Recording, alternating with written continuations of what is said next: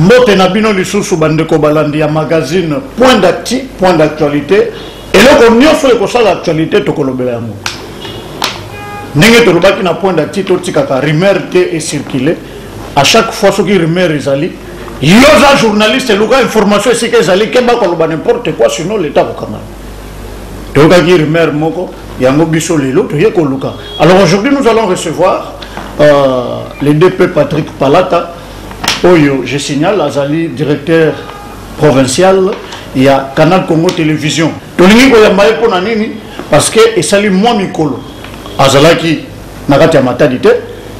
Na temwana toyoka ki pe ba makelele mo ba nungu na ba source misusu oyo ba mususu bazoloba négativement ba misusu pe bazoloba positivement biso lokola ba journaliste tolingaki dès ko koma na ye toyeba qu'est-ce qui se passe justement depuis Mbote na Mbote ndeko Mbote na balandi nyoso oyo bazuli baku ya kotala biso santé za malaka kimi ezali mais depuis olimwe na matadi osali je ne sais pas plus d'un mois ozana matadi te batu balobi ke balongoli yo ozali susu DPT awana na Canal Congo Télévision est-ce que ça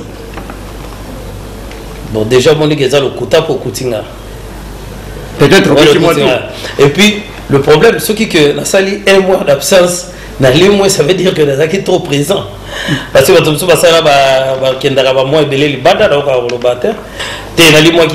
je crois l'avoir dit dans bateau, directeur général Azaki na congé, et puis à ça qui comité Mokopo et ça l'a intérim et entre autres, il fallait payer Nazala.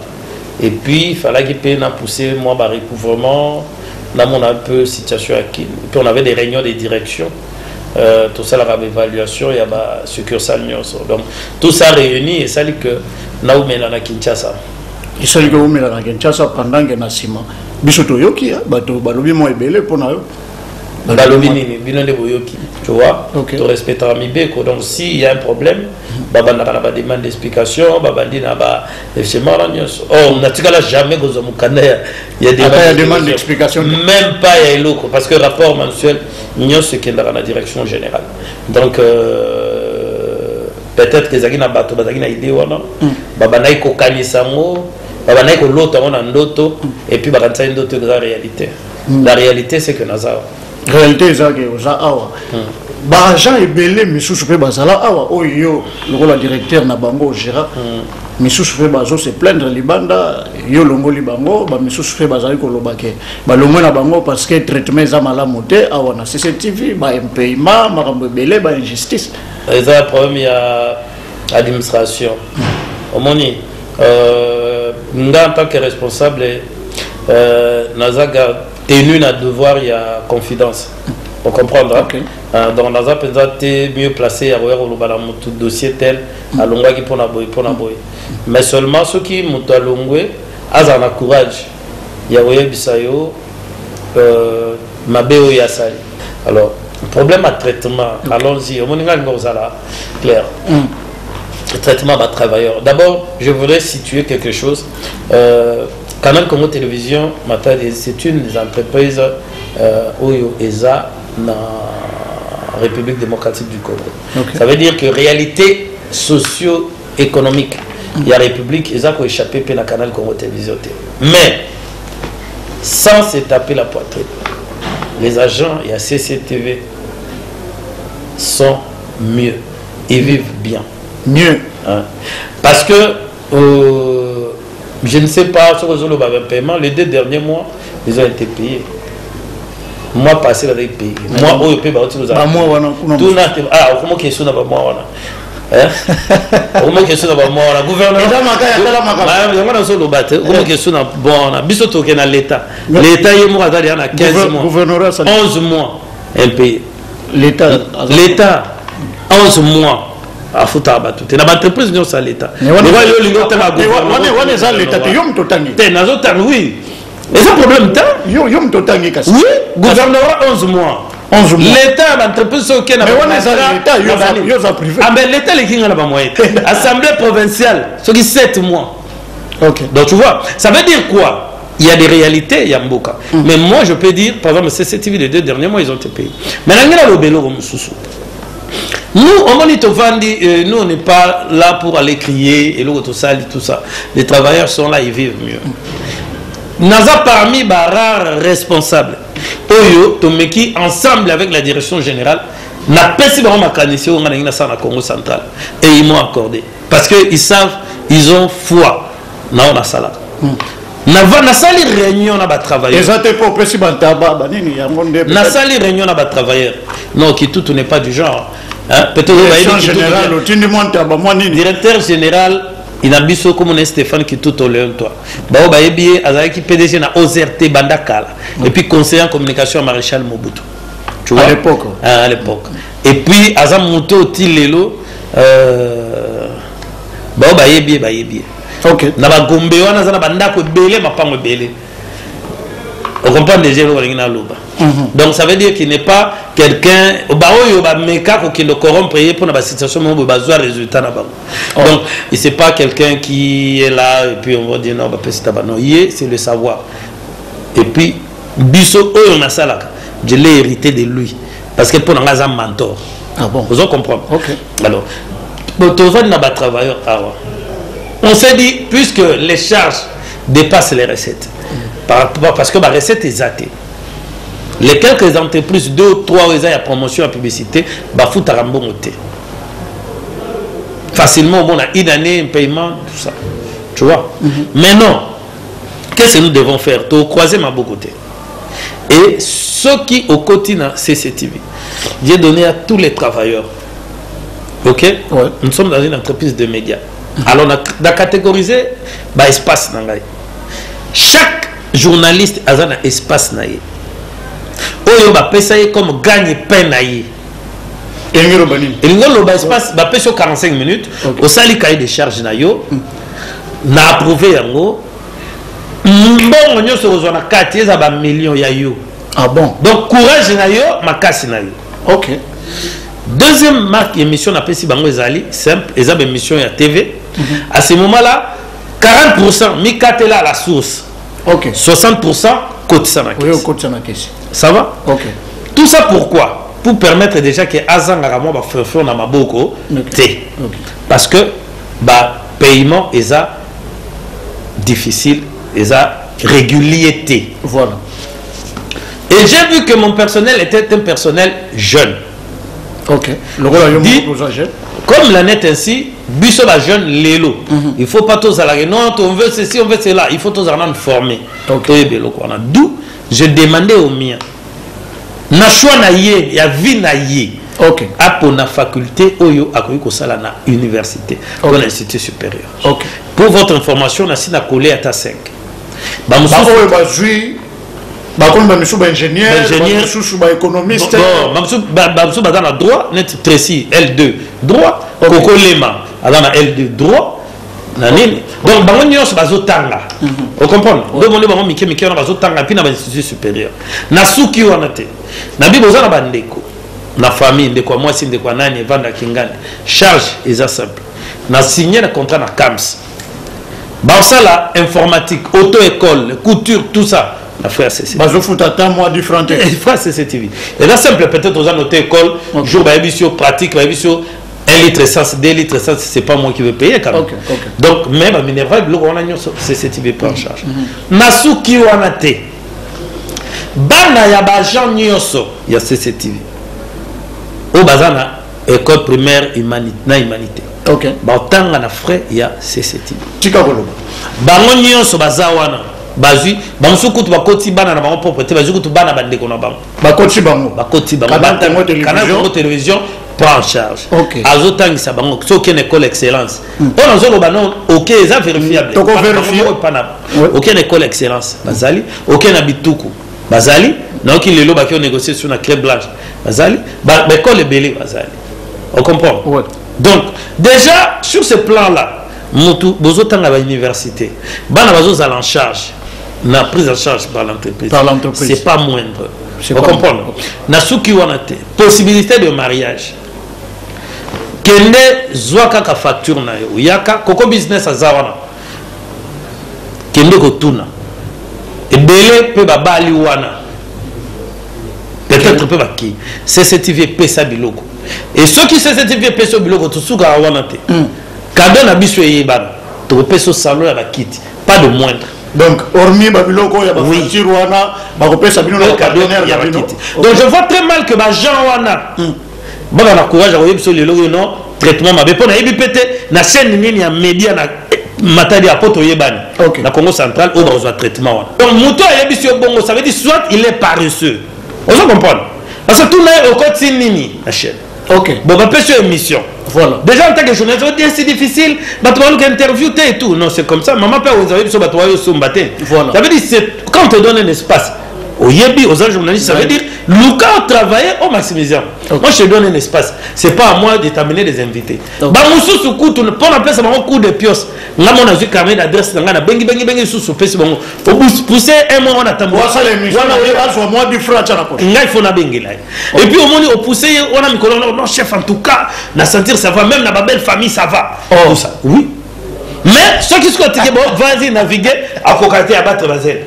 Biso to ba vérité moi mikolo to le kawa relation na yo zalaki malamu na gouverneur ya province mais mikolo yo to moni net mo mbutu oyo biso to somona na yebite ya mo kesala to moni net mo mbutu apparemment net kurezo le ka subiante bon na yebite loko ni ozolo ba par relation malamu to non parce que na mon problème personnellement na landa yo monko après qu'on recevoir le matériel au gouverneur a sombé la Kibino, on les a na TV, au lobby Makambu. Le lobby va remercier Moutasombi. N'habitez ce que vous appelez bonne relation, mauvaise relation.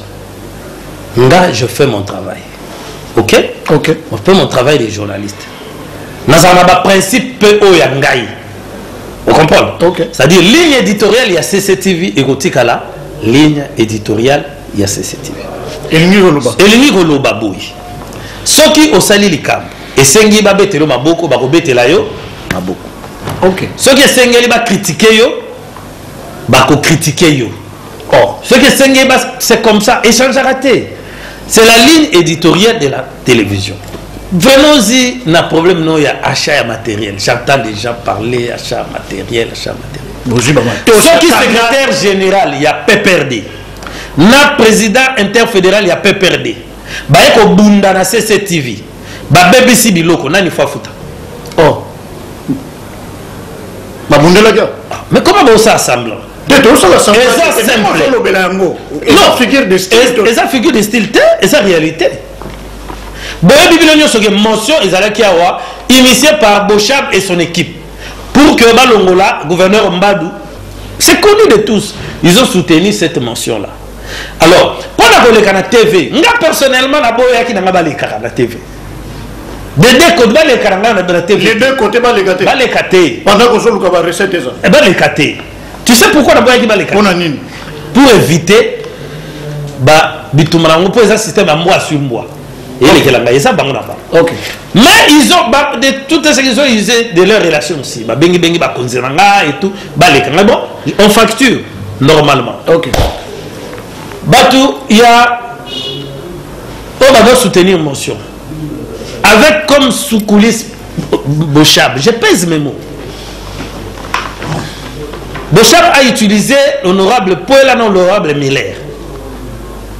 Bangonyo Sobaye na Modero, Basangani. Ils ont pris les députés provinciaux. Bakouta Moussipe Kadiaka. Or, Baye Bandi au sein de la mission. Tant que ça l'émission pendant plus ou moins 2 semaines. Ils ont les canachènes. Ok.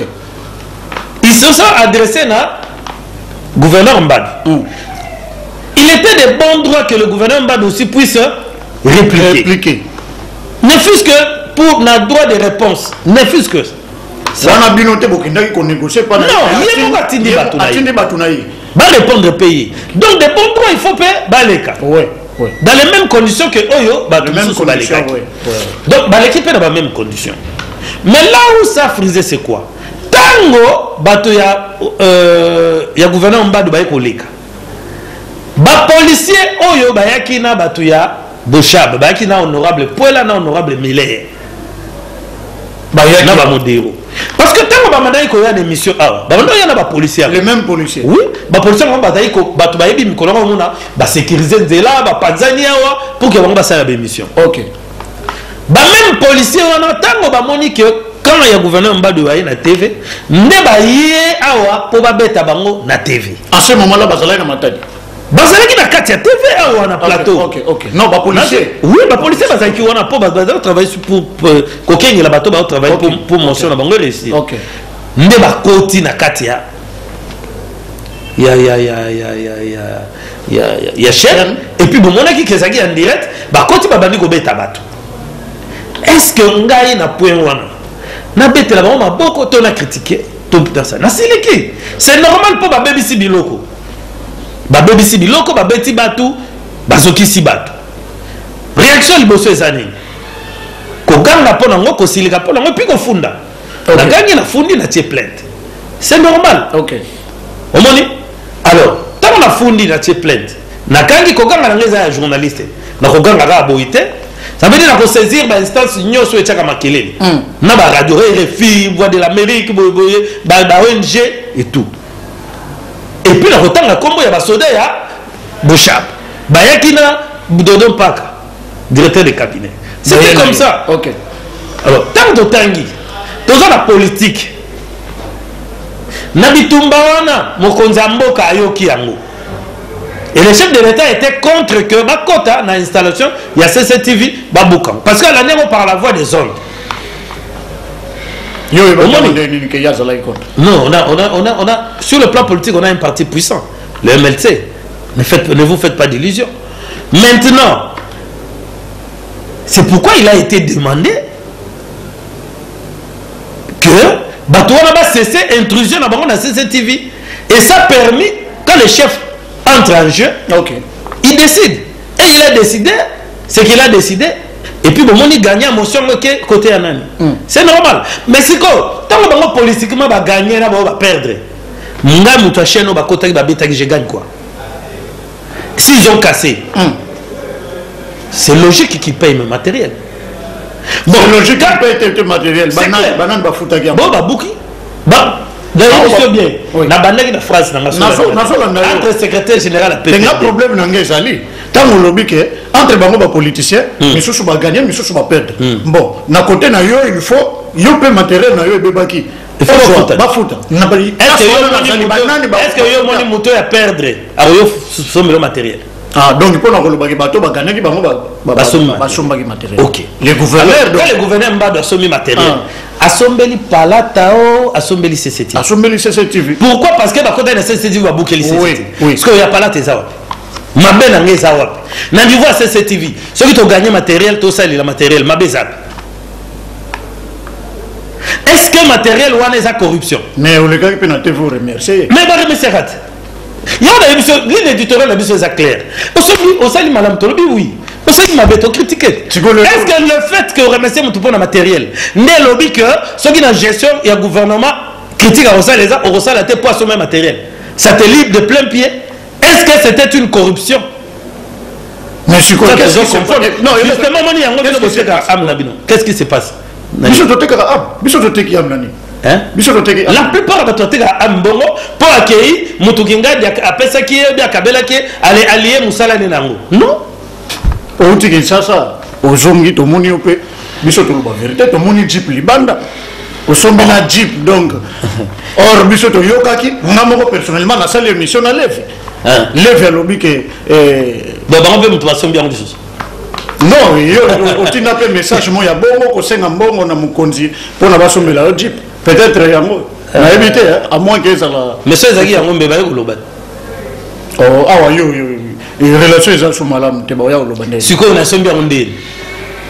Na évité, il faut le battre. Il n'a pas tout n'est pas naïf. Est-ce que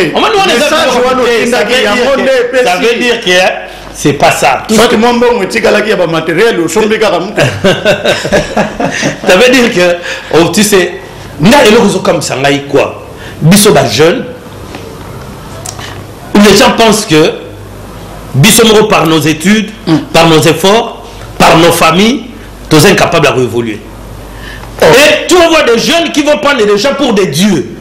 Donc yende azolo ba pona ye yende ka kosombela batu ba jeep yende ka kosombela batu bilamba yende mto donc biso moko to kosomba ba jeep te biso moko to kosomba biloko te je t'informe na comment na banda ko tambo na ba jeep na zaina on a 18 ans 18 ans oui vous avez mon ya minene non c'est non vous avez mon lolendo ndete non binosco la vérité ndete tu non pas vérité biso ya moto yeli to la vérité ouais ça point de mais c'est clair c'est pour te dire que ce sont des petites histoires. Donc, c'est ça, histoire mouké. Je vais te dire une chose. Ngamoko. Parce que vous aimez Batba Loba. Soit on va dire Loba, comme ils sont aux Alolènes. Il faut oublier bas. Oui. Natanga classe, Naza Mayele, Naza na bagage, Naza salaka. Mais. Au moins, il y a le bosso. Ça veut dire, il y a le bosso. Baoba Yebi. Tu tiens au CCTV que tu me panzi. Papa Ouabotinga, instructeur des ingénieurs. Na CTB, coopération technique belge, na région à Bandung. Ça va? Ouais. Ça veut dire que moi, quoi, on a payé aller. Dans ça, on a quoi belé na ofida ou na c'est normal. Okay. Et puis, tout le ballon, tout le bâté. On a une position dans une position où. Dans ça, principe. Mais vous êtes journaliste. Tu es opposant. Journaliste était opposant.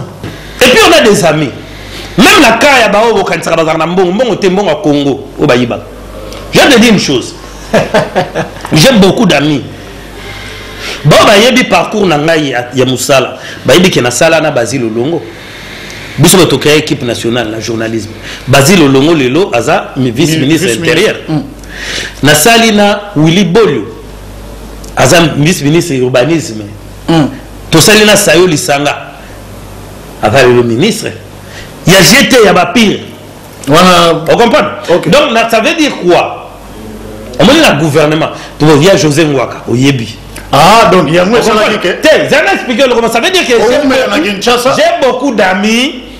J'ai beaucoup d'amis au Lelo. Ce que c'est que moi, quoi, et ça ne va pas empêcher d'avoir ça. Nous avons privé, parce que je n'ai même pas parlé des amis privés.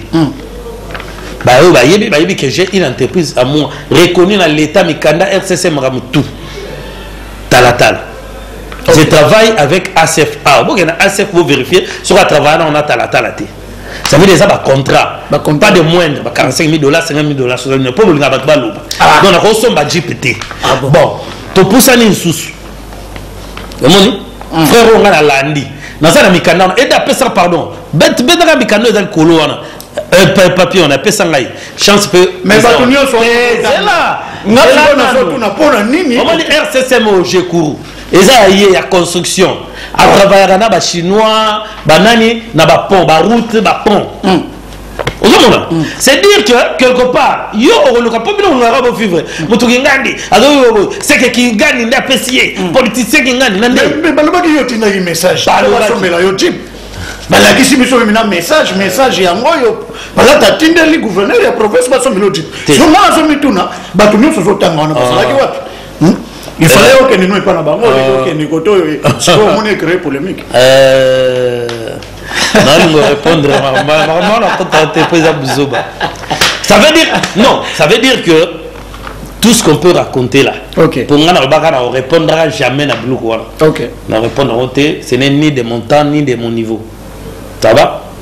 Moi je fais ma vie, Moutou, en sa vie. Mais la émission, souffle de vie, nous allons vivre normal, Jeep, nous allons continuer au somba. Ah! Point. Voilà, Bandeko. Et puis, nous allons rassurer que les abangotés, tu vas sombi. Le sombi n'a pas relation, na musala, na misala nanga. Misala na yo. Ah. Otunayoki peke bonayoka kiteme Kenin oche mtu na matadi hao mais il pas que dans un candidat député est-ce que kokoka ya matadi depuis palata na lobby bon là on ça là wapi na matadi non bana matadi ba yebi yo moko lobby na bungi na limwe na salika un mois 30 jours plus 40 jours libanda ça veut dire quoi silence mais toi le battre ngana yé tant on a yé na lobby ça veut dire que bana matadi ba yebi que Bagoko sabana matadi te. Bana matadi wabi o ya lobara. O a ko défendre biso. oyo asalaka boye oyo azwaka bariske boye oyo akokende boye bana matadi bakosaka bango te tikolo olobi yaike matadi ça veut dire quoi? Ça veut dire que non, ça veut dire que bana matadi baza suffisamment mûr po bayeba nani akoki koporter badéshydratant na bango place tel bansa esu berere te bansa esu berere te yo tika mosala bokokoka peut-être po moni naza nanga na bamoyen te bana matadi toki toyokani toyebani bayo nyonso bakoya na mbongo na bango ekoliama nango pete bakovote te mais bana matadi bakovote bango te système oyo eza simple zanga mbongo zala na bato bango sikoyo baza na mbongo alors baza na bato omani sikoyo so oza na pota banzinzi eyebele so ekauki baoya te baokima mais ngoni système oyo eza nini mbongo wana tout le banda que bana matadi bakomprena que mbongo oyo banyokolelaka bango eza mbongo na bango moko ya peuple congolais eza simple oya nango bolie ovote yo te Est-ce que vous comprenez? Donc, comment on a nos pasteurs qui matadi? Oui, tout ça, on matadi. Yo, on a Nani? Est-ce que les candidats mais nous expliqué que les Kamambongo, tu sais, les Kamambongo. Non, gagné. On a expliqué le mot.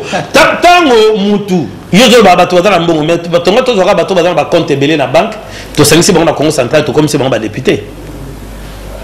Mais pourquoi tout ça là, on ne n'a pas peuple? Pour Yebi. Yo quand dit que donc on comme ça, donc on va bana matadi, on met la banque t-shirt, on met la Thompson, bakaza masangande ba voter. Bana matadi basé sur le niveau na tête. So rien na ba olia. Mais ba campagne que ba voter na bango yote. Mais biso to kosenga to na bana matadi to pesa, to senga chance, ndenge pe bango ba yo senga. C'est tout. Mon conseil ça ka mona matadi. C'est tout. OK. Biso nyoso to koya kosenga. Ezala yo yeko senga de na ba fanfare ba mbongo belé senga ka ba voix ya bana senga ka ba voix bana matadi ezala ngana yena chemise ko lemba na makolo na yo senga kaka ba voix bana matadi ne ba otala musani to pesa yi et c'est to pesa quoi que no yiba biso lisusu ba journaliste na yo baza na gouvernorat bien que yo zo reconnaître sous bola mutema bazakuna ba mais est-ce que eza pitié bazakuna non pitié bazakuna ba longoli ba moté bazofuta ba ti yo bossa il y a 11 mois bofuta mi déjà omoni CCTV eza entreprise de médias. OK dès lors que entreprise de médias yo yebi peut-être comment démonter le pays yebi et fonctionnaka na ba accréditation. Ça va? OK. Aux accréditer quelque part pour permettre yo aux en accès à l'information aux salons. Donc à ce titre là, équipe peut bâtir un reportage journal. Et ça bâtir un reportage pour couvrir l'activité, il y a secteur où il accrédité bango. OK. N'est-ce pas? OK. Basa accrédité na gouvernorat. Ça veut dire basa censé couvrir l'activité où il y a mana gouvernorat. OK. Et sur demande du gouvernorat. OK? Bon, maintenant est-ce que présence na bango kuna ndenge sali que CCTV doit changer de ligne éditoriale? Répondez-moi. Ça n'a pas de sens. L'activité est gouverneur. Tu diffuser un mot. Et surtout que mon chaîne, il y a Jean-Pierre Bemagomba. Non. L'activité du pouvoir, diffusée. De l'opposition, diffusée. De la société civile, diffusée. OK. Moyennant paiement. Tout. Mais nous sommes encore bons, bien qu'on ne paye pas les frais de diffusion, mais nous sommes diffusés. Parce qu'on m'a CCTV ça. Mais toza kuna baninga pe mususu bazali bandeko na biso pe ya RTNC bazakuna non le mal c'est quoi? Le mal pour la RTNC c'est quoi? Peut-être au bino bolinga goloba moi je le dis tout. Le problème avec le mal de la RTNC c'est quoi? Il y a des gens qui pensent que il faut kaka et ça non, même le président de la République Joseph Kabila Kabang a voyagé à la chaîne nationale na chaîne privée. Ba gouverneur nyonso ba voyager na ba chaîne nationale na chaîne privée. Donc yosko ko privatiser gouvernorat pour que eux la canabino na ndenge ni. Non parce que ya moto zomona. Ya moto zomona air mongo bandeko na biso. Bon dans la cas beaucoup ko communiquer. En complicité ba ko canaliser non ba complicité na ba nous voulons communiquer dans sens boy. Nous voulons communiquer dans sens boy. Mais vous n'allez pas mettre en brèche la chaîne privée sur les awana basalaté parce que ni nazali bon peut-être yo ko ça imagine angle boy biso rédaction exploitant on a angle boy On n'est pas obligé Par rapport à d'exploiter l'audience. Ndenge, RTNC et Lingue. De toutes les façons, c'est aussi le choix. Il y a des responsables. Okay. S'ils veulent travailler seulement avec la RTNC, tant mieux. Mais bah, mesurer la quantité au dimanche, voilà. est-ce que message vous allez porter dans la réalité de la population bien va couper la base? La vérité, est-ce que parce que jamais va repérer Sambo en Mouningue Panayo. voilà. Ça n'a pas de sens. Va repérer Sambo en Mouningue Panayo. Est-ce que vous menez non, c'est simple. Moutouna Moutou a couvrir pour le compte de la chaîne Naï. Après, qui a exploité par rapport à la chaîne Naï. S'il y a une orientation de communication, ça c'est le chargé de communication qui vous dit exploiter tel angle, Bobi Misango par rapport à vous. Ou une orientation avant. Crise et mon en a mis. Batebele Bazol la Mbongo Ezate. Dernièrement, on a posé question à l'honorable Mambo. On a répondu à mon andenge nae. Nangagi na yo kapé réponse na yo. Mbongo Ezate. 11 mois impayé. Na gouvernorat. Bato mususu balobi ke biso bato à la télévision, biso ba journaliste, c'est toujours le baté, tout ça de nos côtés. Na taxa qui honorable Mambo na ebisa ke bato balobi ke bino bozo lo baté. Si on a côté na biso na ye pas na yo DP, balobi ke ba journaliste bozo lo baté, bo ta pression te loko ezate. Na ebite réponse nous allons dire. Yomba ceux qui autant il y a le bio courant, les relations les bien tout ça yo na courant na moni. D'après tu faisais allusion à quel évidemment. Simplement pour la loba qui bazo futamate. Ça veut dire TV no baranango. OK. Peu importe que la télévision parle mais TVT muto et que nos ambon futabato.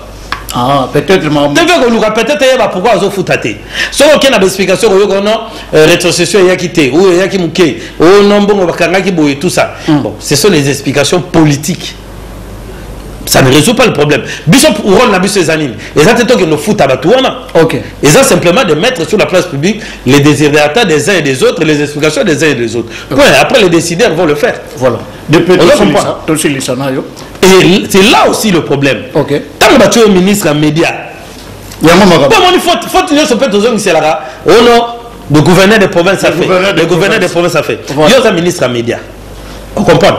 Au contre la conseil des ministres. Il y a un conseiller. Mais est-ce que ça seulement pour oh non, par là tu avais parlé, par là tu avais critiqué, non? Ah ouais, madame Tozomona. Le ministre Olié Basala Moussala na bango, on a un conseiller. Il belé Tozomona. Bazawa na kaka lokola bato bakina obeta mato le pas gouverneur. Non, le problème allez funda non, par là tatala makamba lobby. Au lieu de ça, la parce que le secteur est belé, on gérer. Aux ministres, il y a un secteur mini qui a géré.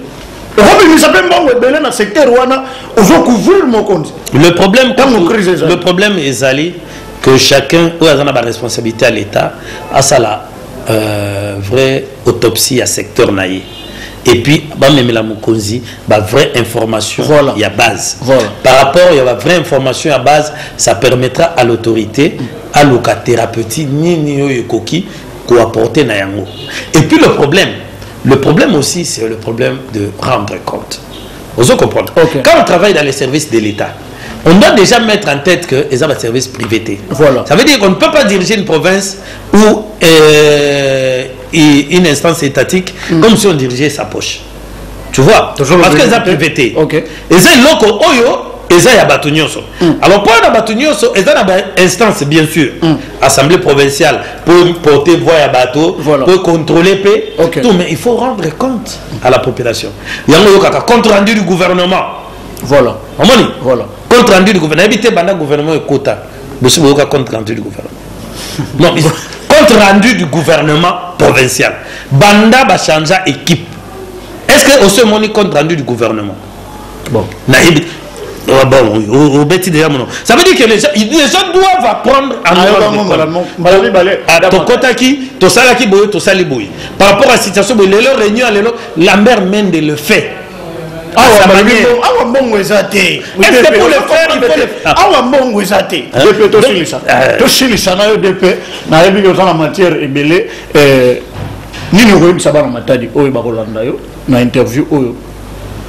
Non, bana matadi omoni batika ko niveler biso vers le bas.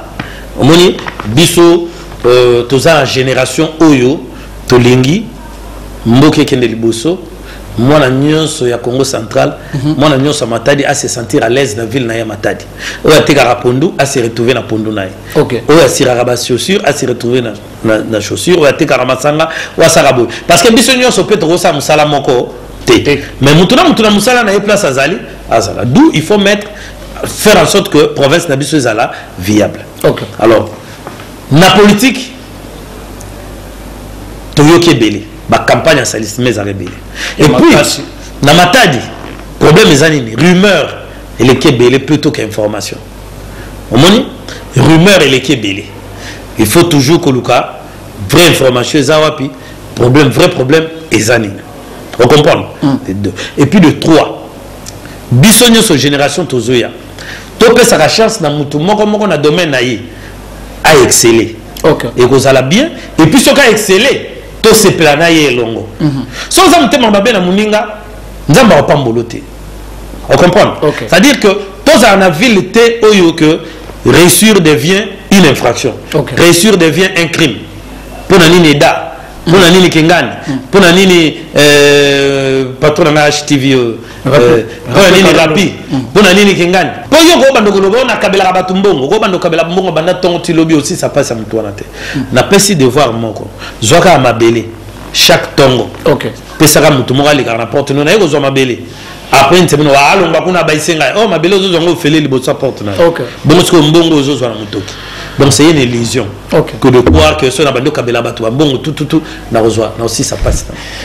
Merci beaucoup. Donc bana Matadi on est ensemble dans sa confiance et en maturité politique na bino na yebi que pas ces amingi biso côté na biso comme on a toujours dit to resala effort pour que vous allez bien informer pour que boyeba nini so le kanamboka et puis surtout mboka na biso ekendete ndenge ezokende kotambola mabe awa pour bato belé bazo non biso donne expérience to sala kala mais si vous allez mboka 50 ans après vous avez l'expérience yanini ya remema mboka na mabe 50 ans d'expérience ya kotika Congo na place ezali 25 ans d'expérience ya kosala nini ya kovandisa bato banzala ya kokomisa bato ba chômeur totika bango souta wana te voilà ezalaki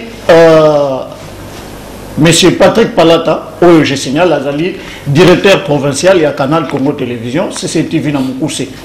Il a sa façon de parler, il a autour de l'opposition. Là, on a quand même un journaliste, on a déjà parti politique. Vous avez un peu perdu. Aucun idée. Non, non, politique. Non, politique. Politique. Omoni, des fois, flèche il y a pas perdu. Jusque là, Nazata n'a pas de politique. Il faut militer. Il faut militer au sein d'un parti. Parti politique. Parti politique. Robert Mena, qui a Reporter sans frontières, mon cousin Abisso Mobima, Reporter sans frontières dans le monde, Azaki français. Azaro milité au sein d'un parti nationaliste dans Bango. Il a comme maire à ville en France, bien qu'il y ait un parti où il y a moins de racistes et tout, mais il s'est battu pour la liberté des journalistes. Voilà. Ça veut dire que ce n'est pas la première des choses auto-militaires dans ce parti politique. Et puis, bon, Bazolo Bangote, Bazoko, Kinke Moulou Bazaina. Journaliste. Télé 7. Un journaliste. Azawap. Donc, c'est trop beau. Voilà, journaliste. Voilà. Métier Nabiso Ezaki Toko Mingi. Et puis, ils ont fait une photo ça. Merci beaucoup, Eda Makaya. Je pense que Nagati a interview où il y a point d'ati. Boju, la réponse. Niveau nous avons essayé un peu Koloba parce que nous sommes journalistes et nous n'avons pas de parti pris.